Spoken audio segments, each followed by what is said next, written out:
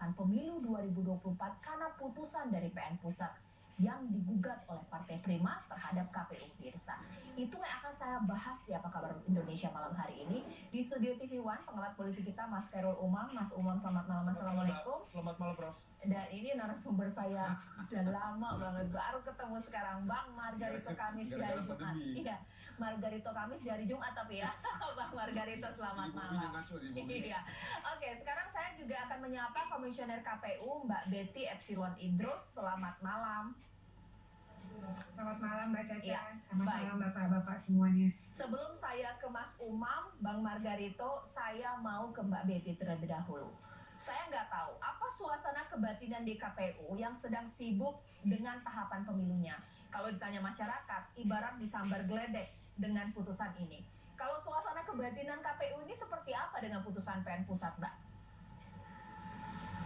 Sejak kemarin kami menerima putusan dari PN, langsung direspon oleh KPU, Mbak. Kami langsung pleno dan memutuskan KPU akan menggugat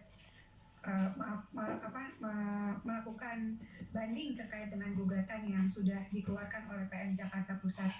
Ya, kita siap dengan semua konsekuensi dan sedang kami siapkan juga berkasnya untuk kemudian diajukan, Mbak Caca.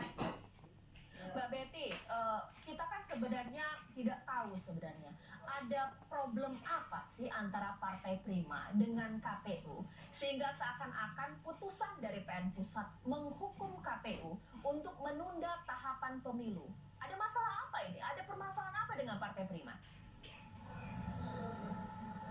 Jadi ketika verifikasi administrasi partai politik calon peserta pemilu tahun 2024, Partai Prima memang TNS tidak memenuhi syarat. Lalu saya bacakan kronologis gugatan yang dilakukan oleh Partai Prima. Mereka mengajukan sengketa proses pemilu kepada Bawaslu tanggal 20 Oktober 2022.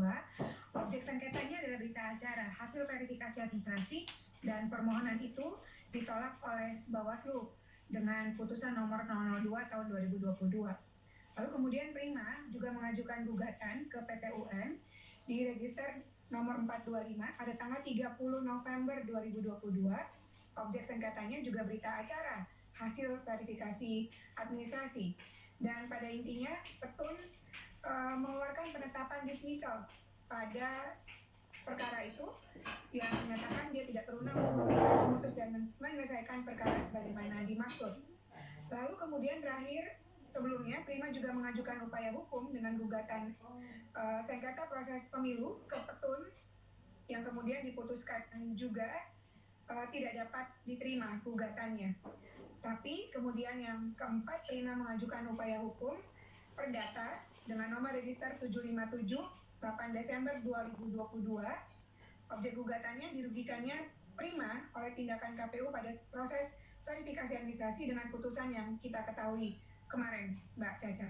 Baik, Mbak Betty ditahan dulu karena sekarang narasumber saya Mas Ahmad Rifai, Waketum Partai Prima di sini sudah hadir di sini. Mas Rifai, sorry Mas Rifai. Baik, Bang Silalahi, ini kita sudah dengar bahwa ternyata versi dari KPU seperti itulah yang menjadi permasalahan antara KPU dan juga Partai Prima.